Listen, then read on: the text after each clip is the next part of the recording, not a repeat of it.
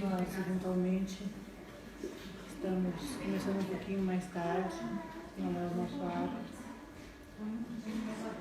Vamos pedir que agora, por uns 1 minuto ou 2, nós prestemos atenção em nós, nos acomodando confortavelmente na cadeira, silenciando a nossa mente dos problemas lá de fora, esquecendo os problemas que porventura possamos ter.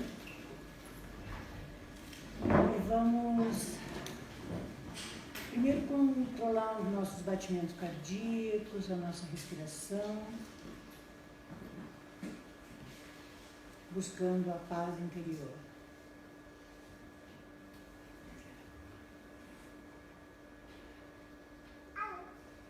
Vamos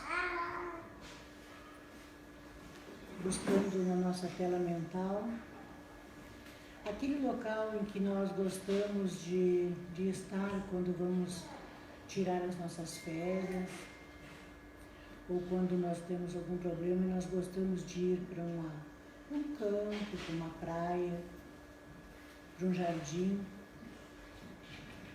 e entrar em comunhão com a natureza.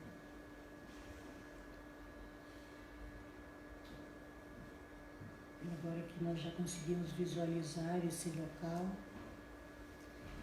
vamos buscar no alto a luz crística, a luz que nos traz paz, tranquilidade, que vai invadindo o nosso corpo através do nosso coronário, iluminando todo o nosso ser, iluminando a nossa volta. E esta luz vai abrangendo os nossos companheiros que estão próximos. E esta sala se transforma num foco radioso de luzes que refazem as nossas energias.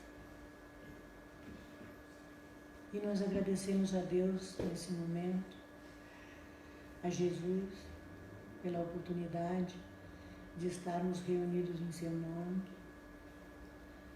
a Maria, que nos envolve no seu manto de amor, ao Bezerra de Menezes, o patrono espiritual desta casa, que nos envolve no seu abraço fraterno de paz e restabelecimento físico e espiritual. E envolvidos nesse ambiente harmônico de paz e tranquilidade, nós agradecemos pela oportunidade de estarmos reunidos mais uma vez em nome de Jesus, para aprendermos um pouco mais desta energia maravilhosa que nos supre as nossas necessidades físicas e espirituais. E assim, nós pedimos permissão à espiritualidade maior para darmos por abertos os estudos e os trabalhos desta noite. Que assim seja. Hoje nós temos uma palestrante que vai nos falar sobre a evangelização dos bebês, das crianças.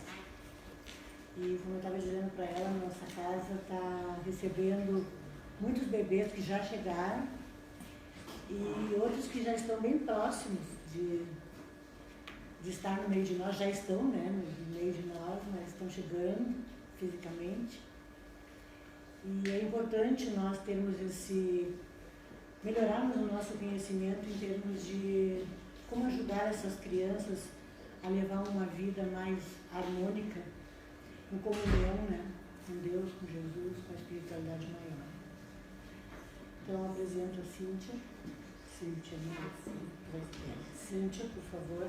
Ela vai falar para nós do trabalho que ela faz em Goiânia e depois ela vai começar a palestra. A palavra é tua, fica à vontade. Pessoal, boa noite a todos. Lá no Brasil, né? Bom dia, boa tarde, né, gente? Nós estamos, então, muito felizes, né? Eu e o Sérgio está aí comigo, né? Nesse trabalho nós temos feito algumas atividades em alguns países e hoje é o dia de estarmos aqui em Londres. E a nossa alegria é imensa por compartilhar uma temática tão relevante, tão importante, né, dentro do movimento espírita, que é a educação espírita da infância, da juventude, né, a evangelização, como alguns lugares costumam chamar. E hoje nós estamos aqui para falar um pouquinho disso. Antes, né, de eu entrar na temática em si, eu vou de alguma forma me apresentar, né? Eu sou lá do Brasil, sou do estado de Goiás, Goiânia, eu e Niceia, e nós trabalhamos com educação espírita de bebês, a evangelização de bebês, da infância. Eu estou atualmente na diretoria de Infância e Juventude da Federação Espírita do Estado de Goiás e trabalhamos aí nessa vertente junto ao Estado na formação de trabalhadores, de evangelizadores, de educadores para a temática, para o trabalho com a infância e a juventude. E um dos focos do nosso trabalho de divulgação agora, não só no Brasil, mas fora, é a educação espírita de bebês, que é um trabalho que está se abrindo, né, para o movimento espírita nesse instante. Então nós vamos assistir um pequeno vídeo em que nós vamos perceber um pouco a atividade da criança e eu estou trazendo a parte de concepção filosófica até a gente chegar um pouquinho na questão dos bebês, tudo bem? A nossa fala ela é muito tranquila, então se vocês quiserem até perguntar, falar alguma coisa durante, não tem problema algum, tá? A gente costuma trabalhar assim mesmo, de uma forma interativa, ok? Agora eu vou colocar... Então, nós começamos assistindo esse computador. Tá, como é que tá? Esse aqui. O primeiro. Esse.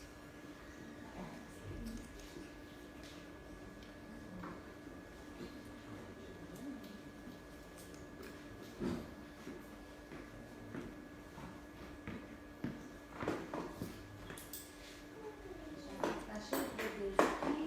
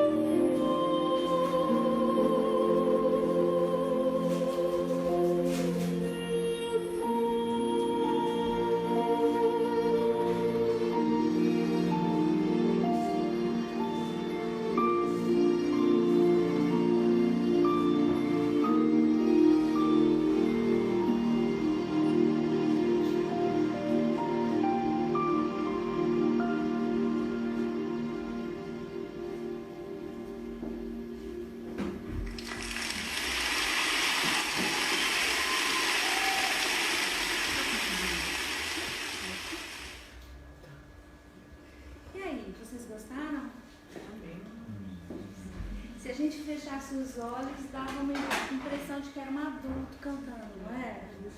Dá uma maturidade da voz. Mas aí nós vamos pensar um pouquinho na questão da arte, né? Isso é uma obra de arte, não é? Uma obra de arte. Será que ela precisa de conhecimento para fazer isso? Tem como a gente cantar dessa forma sem ter conhecimento, sem ter uma habilidade? Tem? Não tem. A gente precisa nem que seja um conhecimento anterior, de outras vidas. Mas tem que ter um conhecimento. Né? Nós não conseguimos trabalhar com tanta precisão técnica sem uma habilidade desenvolvida. Né? Existe ali uma emoção, uma sensibilidade. Vocês perceberam alguma coisa no canto que ela produz? Ela se emociona, inclusive ela nos emociona. Quem fica emocionado ouvindo, né? Uma criança com tanta qualidade, né? Técnica, uma criança cantando dessa forma. Ela também nos emocionou. Então existe ali um trabalho na emoção, na sensibilidade, né? Existe uma percepção do outro ali, quando ela toca junto com a orquestra. Alguém da área de música aqui? Tirando a Tchaikovsky e eu? Alguém? Para se tocar em grupo é um desafio muito maior do que tocar sozinho.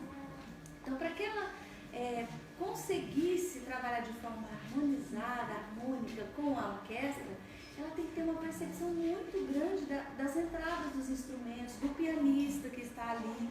Não tem como ela ir cantando e todo mundo vai atrás, não tem como acontecer isso. Então, o que nós percebemos? Que é um trabalho de arte profundo. E aí, se nós fôssemos explicar isso, talvez a primeira explicação, a primeira justificativa fosse a reencarnatória. Nós estamos aqui relembrando, são espíritos mais maduros, que trazem a reminiscência de suas experiências anteriores, né? Com certeza essa é a base da explicação. Mas nós também podemos chamar a atenção para um outro ponto, que é, na verdade, o que nos fez trazer esse material hoje, que é a participação ativa que a criança pode ter no mundo. Muitas vezes nós temos uma visão reducionista do trabalho com a criança, com o jovem. A gente acha que a criança não entende nada, que ela precisa aprender tudo na vida e que ela está ali como um ser quase que partindo do zero, né, para poder chegar num ponto em que nós adultos estamos. Com certeza a criança tem um longo caminho de desenvolvimento a seguir. Só que ela não vem do zero, ela não vem do nada. Ela traz ali uma experiência anterior. E ela pode participar de forma ativa dentro de um contexto educativo, a colaborar com o objetivo, por exemplo, de uma atividade desenvolvida no centro.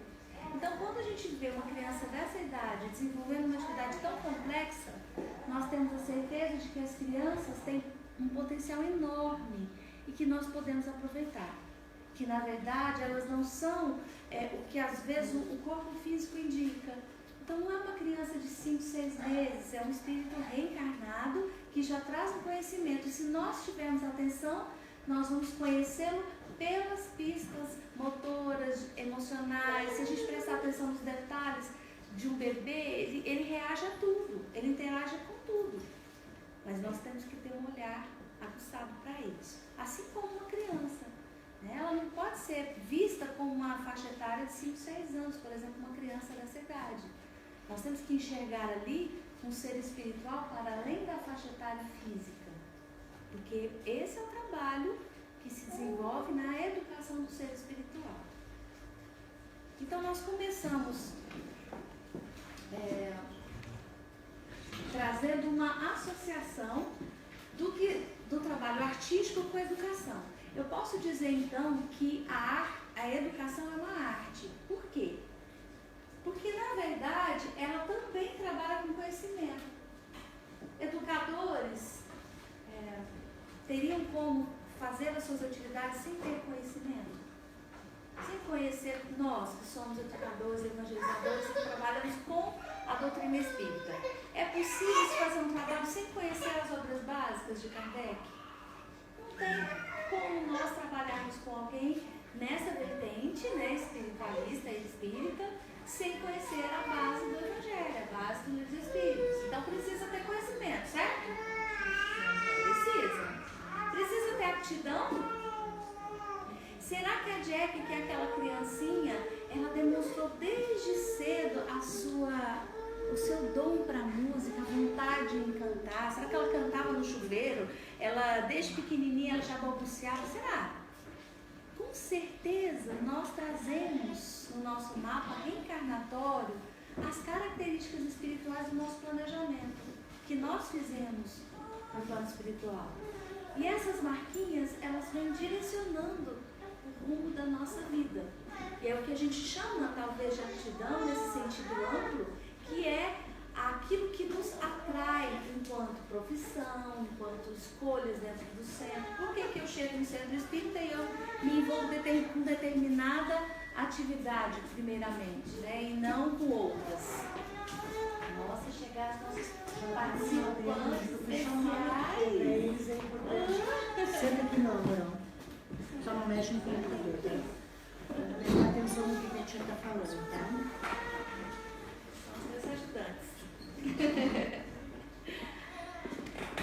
Então nós vamos observar que a aptidão, ela também direciona, né? Então quem trabalha com criança não chega a essa atividade do nada, né? A pessoa vai descobrindo o caminho, vai achando o eixo, até chegar na atividade que preenche a alma, né? A atividade com a infância ou com a juventude, ou outras, né? Percepção do outro. O trabalho da educação exige a percepção do outro. Nós não conseguimos realizar alguma atividade com outra pessoa sem percebê-la. Pelo menos dessa forma nós estaremos cumprindo efetivamente a proposta. Por quê? Porque exige uma relação, uma interação. E para eu estabelecer uma relação, um vínculo, eu preciso ouvir o que o outro está dizendo, eu preciso validar aquilo que ele sente. No trabalho da educação, não tem como eu fazer de conta que não tem nada acontecendo e continuar o meu programa do jeito que ele precisa ser. O trabalho da educação é um encontro de almas, ele se dá no encontro. E para isso nós temos que nos dispor a caminhar juntos. Por isso é tão necessário, talvez seja um dos pilares hoje da nossa educação, a percepção do outro. Emoção, sentimento, sensibilidade, né? A educação ela trabalha com essa gama, né, de princípios, né, que nos emocionam, que nos sensibilizam. Não perceber, hoje nós estamos num ponto, não só na educação, na evangelização, na educação no centro espírita, mas de uma forma geral, pelo menos lá no Brasil, nós estamos buscando algumas quebras de paradigmas, né? Buscando trazer essa sensibilidade na ação educativa, trazendo a criança e o jovem pelo lado emocional também, pelo coração, porque nós percebemos que o cognitivo ele é muito sutil. Muitas vezes nós vamos trabalhar pela parte intelectual de fundamental importância, mas que se nós não ativarmos o coração, a emoção, esse conhecimento ele não tem sentido para a criança e para o jovem. Então, quando nós vamos trabalhar, por exemplo, com amor à natureza, amor a Deus, né, com as crianças, nós precisamos fazer com que isso seja trabalhado primeiramente no coração, na via da emoção. Então, nós vamos convidar as crianças a cuidar das plantas, a molhar a terrinha, né, a perceber a pedra. E aí nós vamos ali sensibilizando para as questões do coração, do sentimento, primeiramente. E depois nós vamos, logicamente, trabalhar a parte que organiza o pensamento, né, que justifica intelectualmente aquela proposta dentro desse eixo. Então nós vamos perceber que dentro desse contexto de educação, nós estamos vivendo um momento muito singular. Eu parei um pouquinho que permite essa parada, né? Minha aluna de evangelização lá do Brasil, que ó, tem que ter aqui a nobreza.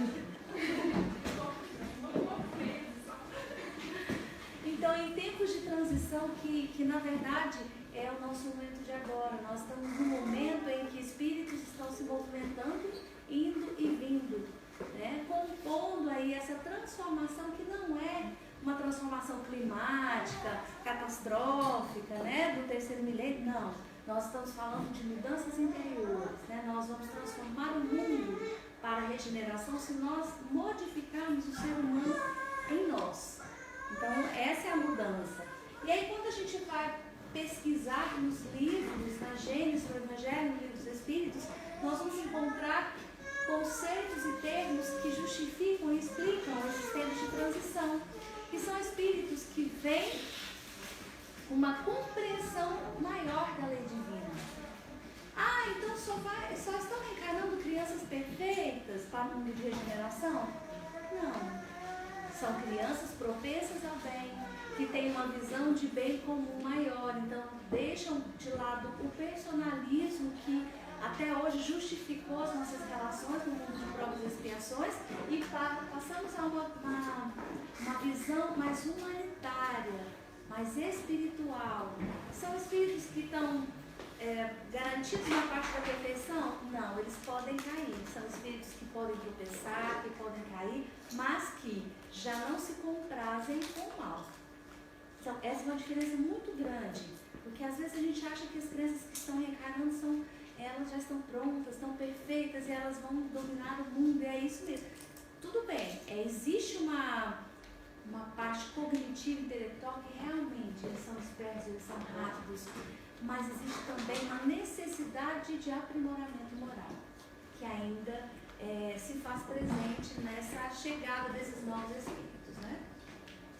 E aí nós vamos trazer aqui a Kardec, né, que nos diz que são chegados os tempos em que hão de se desenvolver as ideias para que se realizem os progressos que estão nos desígnios de Deus. Então, nós estamos nesse momento. Só que aí, nós temos um desafio interessante, né? Quem é então essa criança, esse jovem? Como é que nós vamos trabalhar com essa infância, com essa juventude, a fim de realmente fazer com que eles se integrem neste momento, nessa transição necessária, fazendo com que as suas tarefas espirituais sejam contempladas na sua jornada? Esse é um desafio, né? Porque conhecer hoje a criança e o jovem é um desafio para todos nós. Por quê? Porque não basta eu classificar pela faixa etária. Hoje, se eu falar assim, olha, as crianças de 5 e 6 anos são aquelas que gostam de brincar de jogos, elas não se misturam. Se eu classificar, se eu padronizar, eu posso me equivocar. Por quê? Porque as crianças são diferentes. Por que são diferentes? Porque são espíritos únicos, singulares. E se nós acharmos que numa sala de aula eu vou ter 10 crianças da mesma faixa etária, elas são 10 iguaizinhas, eu corro o risco de me complicar aí no planejamento, das atividades. Então nós temos que pensar então que são 10 crianças, são 10 espíritos diferentes. E é por isso que eu preciso conhecer. E aí é o desafio que nós temos hoje. Porque hoje a criança ela não é mais a sua faixa etária, ela tem uma característica importante que é a sua ligação com a tecnologia. Hoje qualquer criança tem acesso e sabe lidar muito bem com a tecnologia. Eles são rápidos. Ou aqui não é assim? Porque lá no Brasil é uma beleza. Lá qualquer nenê já nasce com o celular na mão. E o dedinho já faz assim. Eles não sabem nem fazer os gestos básicos, mas o dedinho faz a imagem, tá tudo certo. Não é? Então no Brasil é assim. A gente percebe que é uma realidade. Então nós precisamos trabalhar com essa realidade. Não adianta a gente proibir, não. Nós temos que saber trabalhar com isso. Né? E aí, quando a gente vai pensar no impacto da tecnologia, nós vamos entender que a criança, ela tem uma velocidade, hoje eles são nascidos na era virtual. Então, a forma de ver a vida é também virtual. Não é como a maioria de nós que nasceu na era digital ainda. Então, para nós, um relógio digital, um relógio analógico, ele faz sentido. Para a criança, não.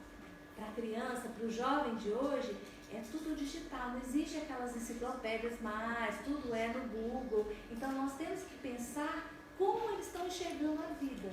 Como é que a juventude enxerga os processos de vida hoje, para que nós possamos compreendê-los. E aí muitas vezes a gente vai ver que crianças que querem, são rapidinhas, elas querem tudo para ontem, querem que a gente resolva rápido. Na verdade é uma característica dessa era, né? Dessa era virtual. Eles pensam rapidamente como a tecnologia.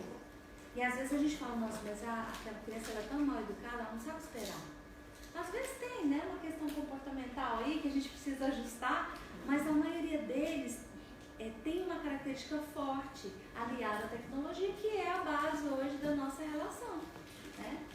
E aí tem também uma criança que é muito intelectualizada, que sabe, que busca, que conhece, que argumenta, não necessariamente moralmente evangelizada, né? Espiritualmente evoluída, mas intelectualmente bem dotada. Até muitas crianças com altas habilidades. A gente percebe que se despontam e aí com o advento da internet isso pode ser divulgado. Então hoje a gente tem acesso no YouTube a várias crianças que se destacam dentro dessa característica aí de altas habilidades, né? Mas ao mesmo tempo são crianças que têm dificuldade de ouvir, né? Dificuldade de ouvir. Aqui tem crianças assim também que tem dificuldade de ouvir? Que a gente fala, não faz, aí você fala de novo. Ai, então tá, tudo igual. Tem muitas. Tem muitas! Então, e até adulto, né? São crianças questionadoras também, que não se comprazem com não. Ah, por que não pode? Ah, isso aqui pode. Não, não pode. Por quê? Será que a gente tem a paciência de explicar para a criança o porquê? Hoje as crianças precisam, né, de uma explicação e elas querem isso. Então, é uma geração que nos desafia. Né? Aqui estão só alguns pontos de característica e Kardec vem sedimentando isso, dizendo que o espírito da criança, ele traz, sim, para a vida corporal as reminiscências do passado. Então, a gente não pode achar que uma criança em determinada faixa etária se resume nas características físicas. Nós temos que ter um olhar para além disso. E os jovens? Jovem hoje também tá legal, né? Olha essa foto aqui. Ops. O jovem, nessa foto aqui. Quem é o coordenador desse grupo? Aqui está com um automático aqui. Quem é o coordenador desse grupo? Você sabe? Dá para ver? Não. Eita, Não me está apontando? Não sei. Será que é o que está apontando? Não. Ou será que é o de verde?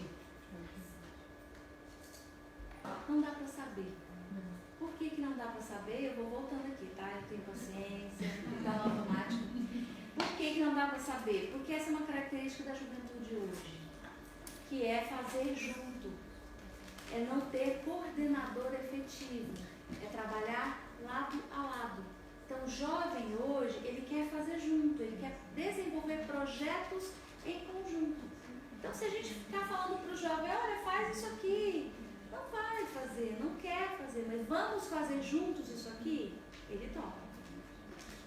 E ainda tem a questão da tecnologia, que é a base da relação hoje, né? A juventude hoje, ela se apropriou dessa ferramenta e que nós precisamos compreender como fazer parte da vida atual.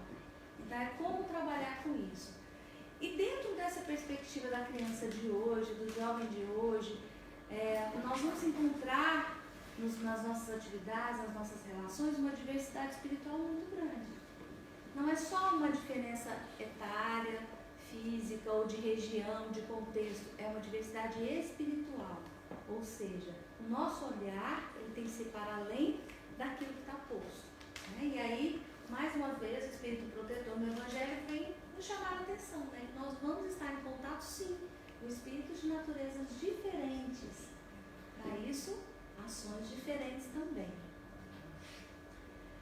E esse ser espiritual, ele traz em si a essência, né? Então, quando a gente fala assim, a criança, ela tem tudo para aprender, ela ainda não sabe nada, ela tem muito que aprender, sim. Mas é muito mais um florescer do que nosso. O que é isso? Quando nós falamos de educação, de evangelização, nós vamos falar de semente. A semente é aquela essência que nós todos temos quando reencarnamos.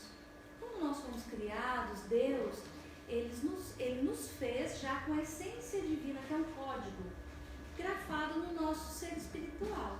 Só que a gente não lembra, nós não nos lembramos desse código. Então nós precisamos de atividades, de palestras, de atividade de evangelização, de livros, de outras situações para fazer florescer, despertar essa semente que está já no nosso coração. Então a criança, da mesma forma, ela tem uma idade, uma faixa etária que às vezes não lembra de toda a essência, então nós precisamos organizar um ambiente evangelizador, educador, para que essa semente possa se romper e florescer. Isso nos diz o seguinte, que ninguém nasce e reencarna sem ter um código divino, uma essência divina. E nós precisamos, esses são os momentos em que a gente às vezes lê um livro e fala, às vezes a gente já lê o livro umas 4 vezes, na 5ª vez aquilo te chama atenção, mas como que eu já li isso aqui e nunca parei para prestar atenção nesse aspecto. Naquele momento a sementinha floresce, desperta, porque aquilo faz sentido para aquele momento que você está vivendo. Às vezes a gente já leu aquilo várias vezes. Palestrantes, a gente teve uma pessoa que está falando. Naquele momento parece que alguma coisa que a pessoa falou te chamou a atenção. Por que isso acontece? Sendo que eu já ouvi aquele assunto várias vezes. É porque naquele momento minha terra está fértil e a sementinha rompe e floresce. Então é isso que a gente precisa buscar. São ambientes facilitadores para que essa semente possa frutificar, florescer, frutificar em abundância, né? E aí quando a gente vai no Livro dos Espíritos, a pergunta de Kardec é onde está escrita essa lei. E ele diz na consciência. O que os Espíritos querem dizer quando eles dizem na consciência? Na consciência é o conhecimento em nós, por nós, para nós, ou seja, está em nós. Então, tudo que nós quisermos desenvolver como outro, nós precisamos trabalhar numa perspectiva de estimular a consciência daquele processo. Não existe, o José Pacheco diz uma expressão interessante, não existe ensinagem, né? Muito mais, nós estamos num momento muito de achar que a gente ensina as coisas para as pessoas. A gente não ensina nada para ninguém. Na verdade, a gente tem que ser o Evangelho para que esse Evangelho possa ser a ação para o outro. A mudança é do outro. Então, o máximo que a gente pode fazer é inspirar o outro a se despertar. Mas a gente não pode fazer esse trabalho por ele. É individual. Então, quando a gente fala de educação espírita de forma geral, é, nesse momento, a renovação dos quadros de memória. Quando a gente reencarna, nós trazemos no nosso arquivo espiritual os nossos comportamentos arraigados, os nossos sentimentos que precisam ser transformados. E aí, isso vem no arquivo, no HD, né, gravado ali. E aí, quando nós vamos tendo experiências educativas, essas memórias vão sendo substituídas. Então, aquele exercício de bondade que eu faço com o outro é um exercício que vai substituindo o meu orgulho, a minha vaidade, o meu egoísmo do passado, que está gravado lá no meu ser espiritual, na minha memória. Então, com a criança isso é muito forte, porque quando ela bate no coleguinha, empurra, quando você pede, vai lá, pede desculpas, abraça o amigo, você está exercitando o comportamento proativo, né, do amor, da caridade, do aconchego, do perdão do outro. Então, você está criando uma situação ali de renovação de quadros de memória. Por isso a educação ela é importante e tem um momento exato na infância para a gente impulsionar, né? E aí naquele momento nós estamos transformando não são as ações, mas os sentimentos também. Porque o trabalho educativo ele não é na ação. Às vezes a gente percebe uma criança que morde na outra, né? Isso é muito comum nos ambientes de escola, principalmente quando eles estão pequenos ainda. E as crianças mordem, às vezes batem, né? Tá, nós precisamos referenciar, então vai lá, pede desculpa, não pode, fez dodói no amiguinho, não pode fazer isso, né? A gente faz toda essa parte educativa. Só que se nós quisermos realmente atingir a mudança comportamental, nós temos que ir um pouquinho antes. o que levou essa criança a morder? Qual o sentimento que ela teve para aquela ação acontecer? Porque a ação, gente, é consequência. É a culminância, o gesto é a forma. O que vem antes é muito mais importante, porque nós vamos trabalhar naquilo que gerou. E aí o trabalho da educação é no antes. Então nós vamos trabalhar na mudança do sentimento. Ah, então eu mordi porque ele tomou meu brinquedo, eu fiquei com raiva, porque na verdade eu sou egoísta mesmo, eu estou ali naquela experiência encarnatória, mas eu ainda lembro das minhas ações anteriores de egoísmo que eu não quero emprestar. Então ali tudo está emaranhado, um contexto espiritual que a gente não tem acesso. Mas é onde o trabalho educativo abre a portinha para fazer a mudança, para convidar a mudança. E é por isso que a gente precisa trabalhar nessa perspectiva de pensamento, de sentimentos, para a renovação de memórias. E a educação espírita de bebês? O que tem a ver com esse contexto todo que nós estamos dizendo? Quem conhece, já ouviu falar, já... Alguém? Aqui? Só a Karine, né? Karine já. Ninguém? O que é educação espírita de bebês, né? Como ela contribui, né, com o nosso mundo de regeneração? Nós vamos compreender que... Nós vamos entender que a educação espírita de bebês é o processo de evangelização, só que começado numa idade mais tenra. Então nós vamos ali trabalhar com o espírito, com uma memória muito mais aclarada, porque o corpo físico não está totalmente ligado ao espírito, ele ainda está mais consciente na questão espiritual, mais liberto. Então nós vamos ter maior acesso nessa faixa etária. Para que a gente possa conversar com maior propriedade, nós trouxemos um trecho de um documentário que está sendo amplamente divulgado. Depois, se vocês tiverem curiosidade, quiserem, podem assistir, no YouTube tem, que é o começo da vida. Então nós vamos trazer um trailerzinho só para mostrar o que a ciência hoje estuda e ampara cientificamente o trabalho com os bebês. Como é que a ciência está vendo? Como estão as pesquisas nessa área? Cadê meu apoio direto aqui nos vídeos? Você mesmo. Que a pessoa que não está na palestra não está mexendo mais. Ele está no questão. Só meninos aqui, ó. Vamos ver se vai. Isso, aí menos aqui, minimiza de novo. A gente pega este aqui. Isso. Eu vou ter que fechar. Parece que ele não vai aceitar. Não, acho que é só. Fecha o olho.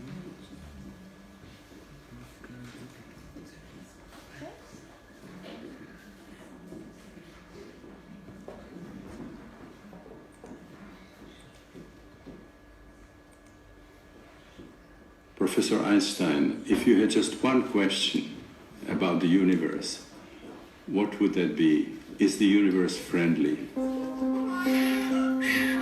E aí, então eu peguei ele no colo e ele começou a...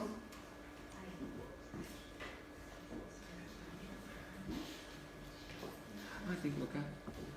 Não, tá. Professor Einstein, if you had just one question about the universe, what would that be? Is the universe friendly? E aí, então eu peguei ele no colo e ele começou, nossa, então, oi, finalmente, né, fomos apresentados. Você que estava aí dentro, eu que estava aqui fora. Naquele minuto eu falei, nossa, quanta coisa eu tenho a aprender com você. I had 35 years without children. It was everything about myself I had to change. She thinks she's just as big as her big sister, but she's definitely not a princess, huh? Every second, the brain is making between 700 and 1,000 new connections. Up until about 6 months of age, babies are citizens of the world. They can hear the distinctions in every single language. The first few years is very much like building the frame of a house. So you're constructing the framework upon which everything else will develop. Acho que a partir do momento que abriu o olho, já tá o sentido. O dedo da barriga mesmo, que já vai chutando. Vai, meu, esse espaço aqui tá ficando pequeno, cara. Those babies in the first 5 years are ultimately plastic to whatever experiences come in. Instead of thinking of them as being blank slates or living in a blooming, buzzing confusion, really, we're now realizing that they're the best scientists and the best learners that we know of in the universe. It doesn't come ready-made. It comes ready to learn. Babies, infants do not learn from video. They don't learn from TV. They learn from real-life interaction with people. The mother, this whole notion of the human capital invested in the child, the greatest part of which is the mother's, that love is an important part of the economy. One of our friends asked my wife, what do you feed the son of yours that he's growing so healthy and so beautiful so quickly? And we both responded, we just love him, and God takes care of the rest. When kids don't get that, what happens is that they feel they don't have any mastery over the world, that they may feel stressed. That kind of neglect can seriously impact brain development and behavioral development later. Children are recognizing novelty in the most mundane things. We know that the early childhood programs substantially reduce the incarceration, they reduce the crime, they actually give these children the kind of control over their own lives. Well, you can't do that with a brain. You can't kind of tear it down. You can't start over, so you have to work with what's been built in the beginning. Yes, it costs money, but the cost in the first 5 years is a lot less than the cost of treating problems later. If you get the child, you get the man. Raising children is not a science, it's an art. What I like to tell them it's not those toys. Don't worry about having those little technologies and being able to afford this thing. It's you. You're the most important thing in that child's life. It's that connection that you build between you and your child that means all the difference in the world.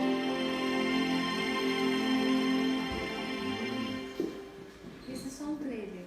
É de 1h20. 1, 2, 3, 4.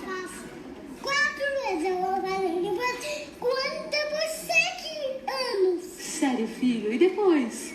Depois eu vou ficar um adulto.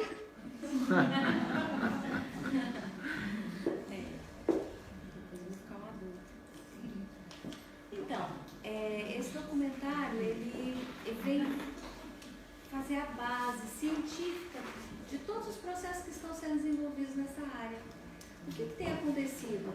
A educação ela está se renovando em alguns processos e a base, que é o início, né, de 0 a 3 anos, até a própria gestação, é motivo agora de atenção de todos os estudiosos, nessa perspectiva de compreender o que realmente a criança vem fazendo nesse período que é talvez não, os cientistas afirmam que é o período mais importante da infância, que é a parte dos 0 aos 3 anos, né? E aí quando nós vamos falar desse aspecto, nós vamos sempre chegar numa pergunta que em muitos lugares são feitas, né, a nós, enquanto trabalhadores, né, se os bebês podem aprender. Muitas pessoas falam assim, mas um bebê nessa idade, aliás, ele está cheio de desejo, né, gracinha? Nessa idade, pode aprender alguma coisa? Se eles ainda estão em desenvolvimento cerebral, que, como a ciência também diz até há pouco tempo, disse há pouco tempo, né? Eles estão em desenvolvimento cerebral, o córtex ainda está crescendo. Como é que eles podem aprender alguma coisa, sendo que esse processo cerebral ainda está em desenvolvimento, as sinapses estão sendo feitas, né? Há um crescimento espantoso aí dos neurônios. Então, como é que isso acontece dentro de um processo de desenvolvimento de aprendizagem? E aí nós fomos buscar a resposta dessa pergunta no Consolador e Emmanuel, quando ele nos diz, na pergunta 109, que o período infantil é o mais propício, né? A assimilação. Até aí, tranquilo, nós todos, de certa forma, sabemos, né? Que até os 7 anos o espírito ainda está em adaptação. Então, existe ali um momento de adaptação não só física, mas espiritual, reencarnatória. Por isso a criança ela é tão suscetível, né? está tão ainda maleável à nossa influência, né? Por isso ela está tão bem, como ele diz, Emmanuel diz, não existe ainda uma integração perfeita entre o espírito e a matéria orgânica, por isso ela tem essa abertura e essa flexibilidade para que a educação se faça mais efetivamente, né? E aí quando a gente percebe que Emmanuel diz isso, nós vamos entender que se a criança, se na fase da reencarnação, no início, não tem uma integração perfeita, é possível que esse espírito esteja mais liberto do que em qualquer outro momento da vida dele. Então, nessa primeira fase, é possível se trabalhar com questões mais subjetivas, mais abstratas, mais sensoriais. Por quê? Porque essa integração ela ainda não está sedimentada. Mas aí nós fomos também na parte científica, né, que diz que, especificamente, além das funções vitais, nós temos o sistema límbico, ou cérebro emocional, que é responsável pela aprendizagem, pela memória, pela emoção. Detalhe, ele está pronto. Quando nós reencarnamos, esse sistema está pronto. Né? E aí, o sistema que se desenvolve depois, o córtex cerebral, é que vai desenvolver depois na questão da consciência. O que isso quer dizer para nós? Que quando o bebê vai para uma atividade de evangelização, de educação, e a gente trabalha ali com o fantoche, com o bichinho, canta com ele, ele está aprendendo. Por quê? Porque o seu cérebro emocional está pronto. Então ali ele tem condições de assimilar as emoções, as vivências, aquilo que está sendo realizado, a história, a música, a conversa que se faz, o diálogo que se faz com o bebê. Está pronto, porque o cérebro permite essa construção nesse momento. Mas ele entende? Ele tem consciência? Ainda não. Por quê? Porque o pensamento consciente ainda está se desenvolvendo. Porque o córtex ainda está se desenvolvendo. Então, se ele sabe lá que nós vamos usar um cachorro de bichinho, né, de fantoche, naquele momento ele não sabe diferenciar o que é verdadeiro, se é um bicho de verdade, se é um fantoche, se é uma... Ele não sabe. Na verdade, o que nós estamos atingindo é aqui, ó, a parte emocional, das impressões sensoriais, daquilo que é de percepção. Mas quando ele vai crescendo, o cérebro vai se desenvolvendo, ele vai adquirindo consciência.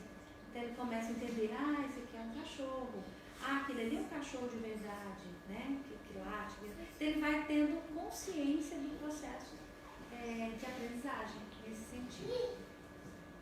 E aí nós vamos entender que a educação espírita de bebês é a visão ampliada que nós temos do espírito reencarnado, né? Qual é a mudança que tem? É porque não tem sentido material nós pensarmos assim, eu vou evangelizar uma criança de 6 meses. Qual que é o sentido material, físico que tem isso? Nenhum. Se nós não tivermos certeza de que tem um espírito ali reencarnado, que eu estou conversando com o ser espiritual, não tem sentido esse trabalho. Então, quando nós vamos estruturar essa atividade com os bebês, o primeiro eixo que se aclara, que se ilumina, é a visão do espírito reencarnado no processo da evangelização. E aí, por que também? Porque nós vamos ter uma comunicação especial. Os bebês conversam conosco? A gente pergunta para eles e eles respondem? Respondem.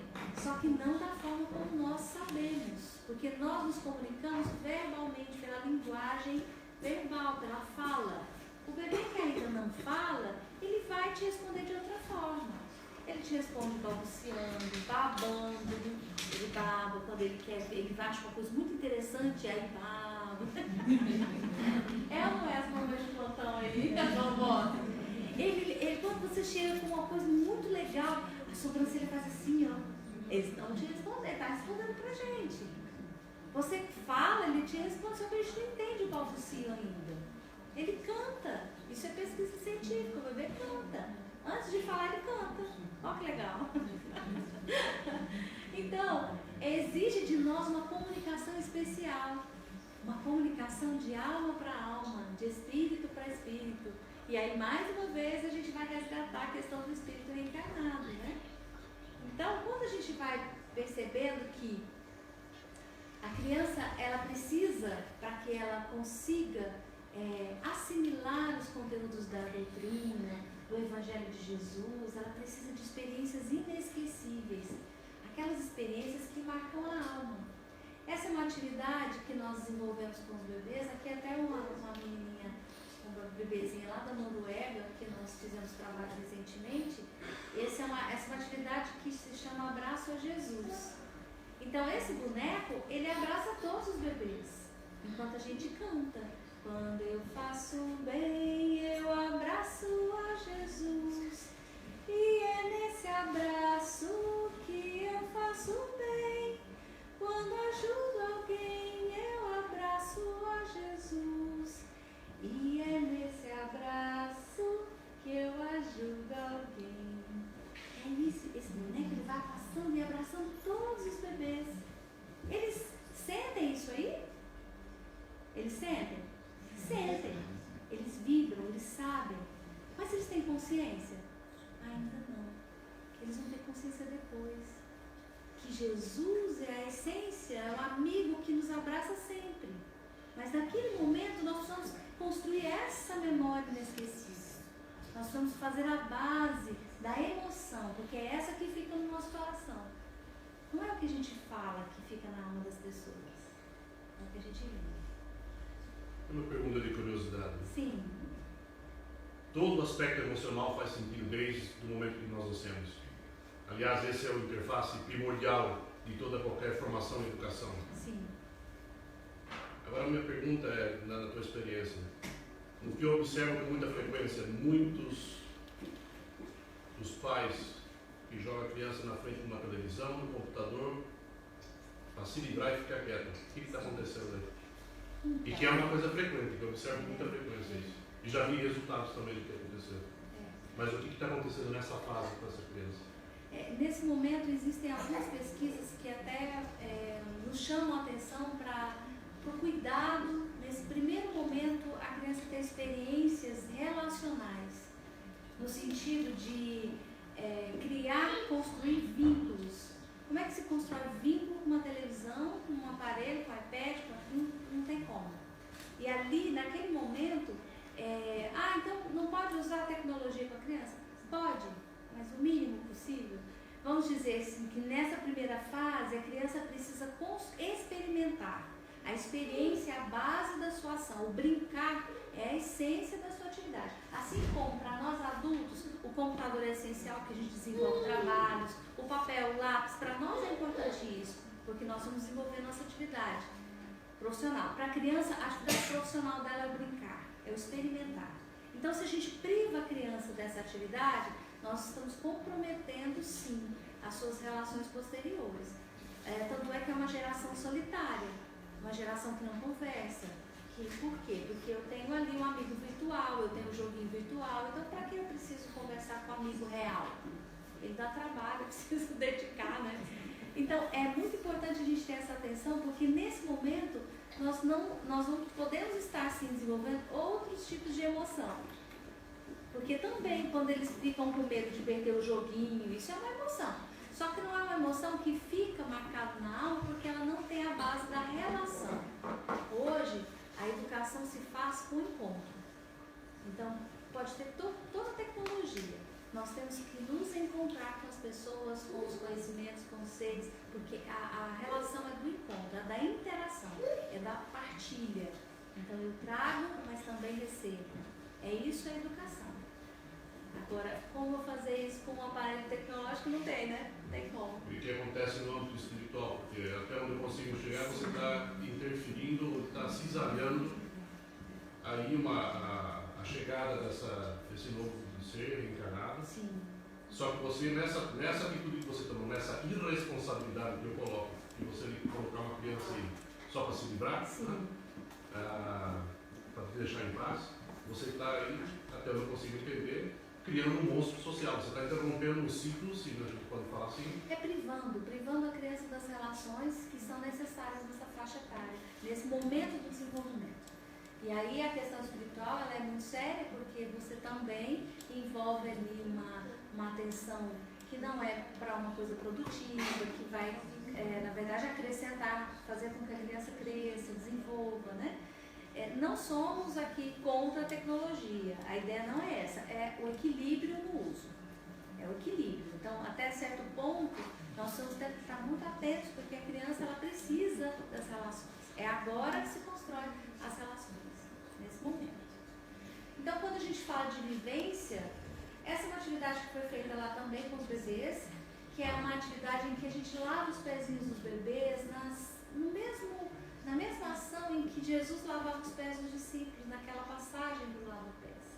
Então nós vamos propor para as crianças que Jesus, ele nos trouxe a sementinha da humildade. Então, para a gente aprender essa sementinha da humildade, Jesus nos ensinou da forma mais pura e simples, que é através da prática. E aí Jesus vai lavando os pezinhos. Água daqui, água de lá. Assim Jesus lavou os pés dos pescadores de Cafarnaum.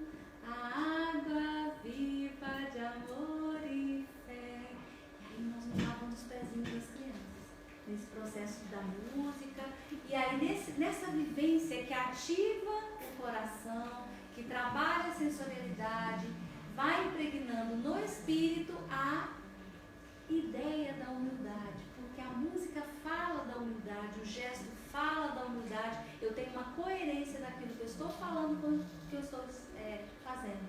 Ali vai para a memória espiritual. E aí uma criança que tem, vamos supor que tenha sido em outras existências, um espírito orgulhoso, egoísta, muito poder, nesse momento ele é convidado a se despojar desse egoísmo. Então aqui acontece a substituição que a gente falou lá atrás, da memória, do comportamento novo, para aquele comportamento que eu preciso retirar da minha memória espiritual, fazer a substituição. Aí aqui a gente convida as outras crianças para lavar os pezinhos dos amigos, são os bebês. Então eles fazem, né? Lógico, uma bagunça com a água, mas a gente deixa, porque é o exercício da humildade. Quer exercício maior do que eu lavar os pés do outro? Tem exercício maior que esse? É muita humildade você se agachar e lavar os pés do amigo. E aí a gente começa a os pés dos bebês, porque nós vamos construindo ali uma memória de humildade. Aqui. Tá lavando o pezinho do amigo. E aí Emmanuel nos traz no livro Pensamento e Vida que a evolução é a instituição de novos costumes. Então, para que nós nos eduquemos, aí não estou falando mais só da criança, do jovem, mas em nossa educação, é preciso que a gente tenha novos costumes, novos hábitos. Não tem como nós nos educarmos sem novos hábitos. Para isso é um exercício. É um exercício. Porque dessa forma nós vamos nos desvencilhando aí desses arquétipos, das fórmulas inferiores, daquilo que nos fez já sofrer em outras existências. Que às vezes a gente não tem a consciência, né, plena agora. O trabalho com os bebês também traz um aspecto fundamental, que é o empoderamento dos pais. Como a atividade é feita com a família, então aqui a gente tem os pais com os filhos, a mamãe. Nesse momento nós vamos trabalhar ali não só a evangelização da criança, mas também da família. De 0 a 3 anos, os pais ficam junto com os bebês na sala. Então, naquele momento ali, eu, enquanto pai, enquanto mãe, estou evangelizando também o meu filho, estou participando desse processo de educação. E aí, nesse momento, os pais começam a entender alguns processos, né? Quando a gente começa a contar uma história, aí eles viram e falam assim, mas vai entender? Nossa, eu nunca pensei em contar uma história, eu achei que ele nem escutasse direito, tão pequenininho. Né? Ou então fala assim, olha, quando a gente chega em casa e canta aquela música, nossa, aí bate a perninha, e ele lembra, eu acho que ele lembra. Ou então tá chorando, eu começo a cantar, bom dia, mais um dia se inicia, muita paz e alegria no seu coração, que é a música inicial, que a gente canta todas as semanas, que é a nossa música do início. Toda vez que eu canto, ele para. Eu acho que ele reconhece. Aí eu, mesmo? Eu acho também. Continua cantando. Então, os pais vão se apropriando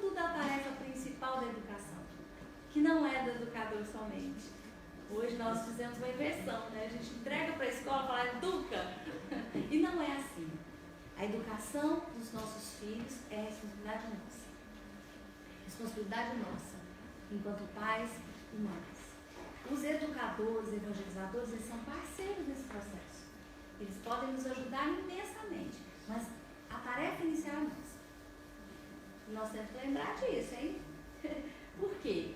Porque, na verdade, esse processo ele precisa de amor, ele precisa de sentimento, ele precisa de emoção, para que ele possa promover as marcas na alma.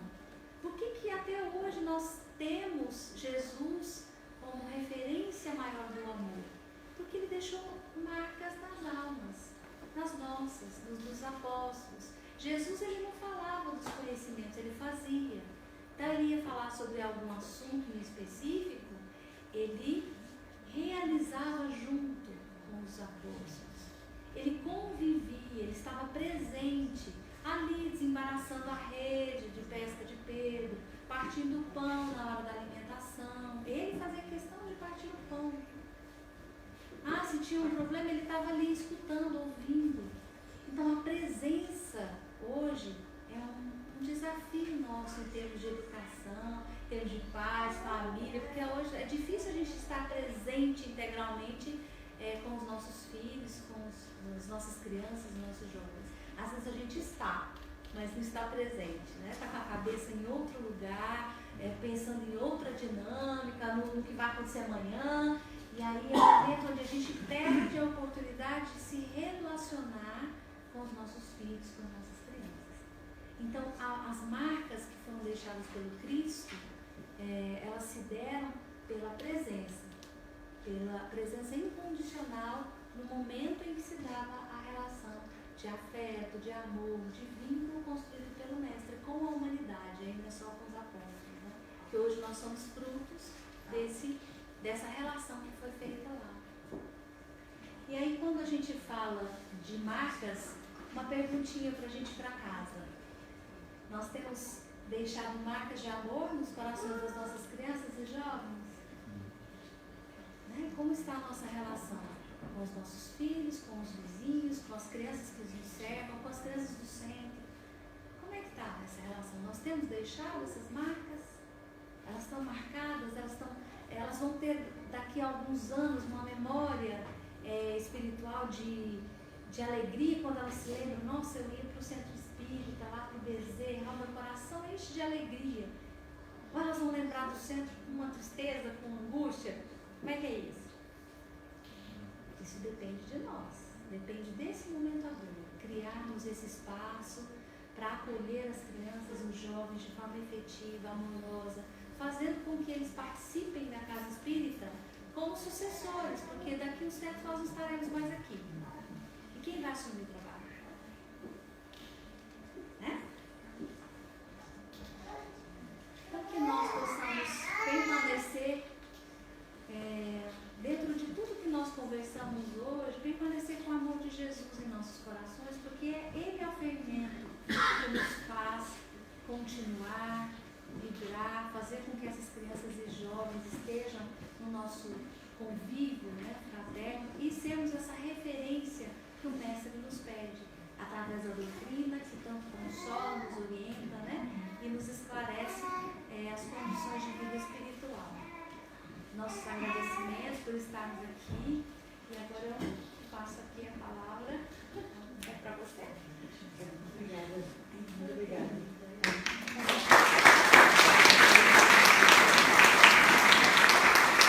Alguma dúvida? Alguém quer tirar alguma dúvida? Fazer alguma pergunta para a Cíntia, por favor? Sim? Essas músicas que você cantou, onde a gente pode achá-las? Ah, tá. Eu também adorei. A Cristina, né? Aquela moça. Marine? A Carmen. Eu troco o nome de todo mundo, desculpa. Tu vai ser a cativa do Bezerra, porque a gente vai te explorar nos conhecimentos de evangelização. A Renata, uma candidata, ela está começando a estudar e a se dedicar, porque as crianças estão chegando. Tu viu quantos? Eu estou encantada com quantos bebês aqui. Participantes, né? Tu viu que o Joaquim Estava interagindo contigo. Tava. Eu comecei a cantar, eu não sei, cadê a menininha que estava ali? A coisa mais fofa. Ela Olha, essas músicas, nós temos no site da Federação Espírita do Estado de Goiás 2 CDs para download. Então vocês podem entrar lá, tem um linkzinho, pode entrar. Essas duas que eu cantei, o que eu cantei mesmo? Abraço? Tem um CD que chama Flor de Luz, que tem a música do abraço. Escreve, por favor. E tem o Porto Amor, que é o CD que nós... Amanhã a Micheline vai estar lá no curso, no seminário. Sim, e aí a gente vai levar o material. Quem quiser participar. Renata, tu vai amanhã no seminário? Então, a gente vai estar levando os 2 livros. Nós temos 2 livros publicados, que é Evangelizando Bebês, está na 4ª edição, tem e A Arte de inglês? Educar. Não, mas já tem convite para publicar em inglês. Ó, vai sair uma publicação em inglês. Então, porque as nossas crianças estão precisando, aqui nós temos um futuro paleta. Acredita que foi esse ano ou foi o ano passado? Foi início desse ano, acho. Início desse ano. Por isso que fazer uma palestra, muito fez uma palestra. Que graça. E quando a mãe não vem por algum motivo, ele fica cobrando. Isso mesmo. Então hoje foi muito engraçado no ponto de ônibus, que eu tava assim, cansada, ele, vamos. Aí eu falei com ele assim, eu falei assim, ai, dá pra você ficar quietinho, você fica tagarelando, falando, faz de conta que você é meu anjo da guarda, assim, quietinho do meu lado. Aí ele começou a falar, eu falei assim, eu falei quietinho, mas eu tô fazendo como seu anjo da guarda pra você ver que eu tô aqui. Não. Na verdade, agora vai ficar martelando pra você ver. Onde quer fazer uma pergunta? Sim. Você participou do Pode Virar São Larou? Não, foi a Sheila Passos. A Sheila Passos também desenvolve trabalho com bebês lá no Brasil. Ela é de Minas, nós somos de Goiás, mas existe uma universalidade nesse assunto muito interessante, né? Mais ou menos todo mundo começou mais ou menos no mesmo tempo. Então, nós acreditamos, inclusive, que é aquilo que Kardec orienta, né, da universalidade, onde uma ideia ela precisa ser estabelecida, ela borbulha em vários campos do espaço, né? Então, é a Sheila Passos, que trabalha junto conosco. Então, quem quiser saber o endereço mesmo, nos procure, fale conosco quem quiser participar, porque eu acho que é um acréscimo muito grande no nosso conhecimento, e aqui quem não é pai e mãe é avó. Várias avós aqui.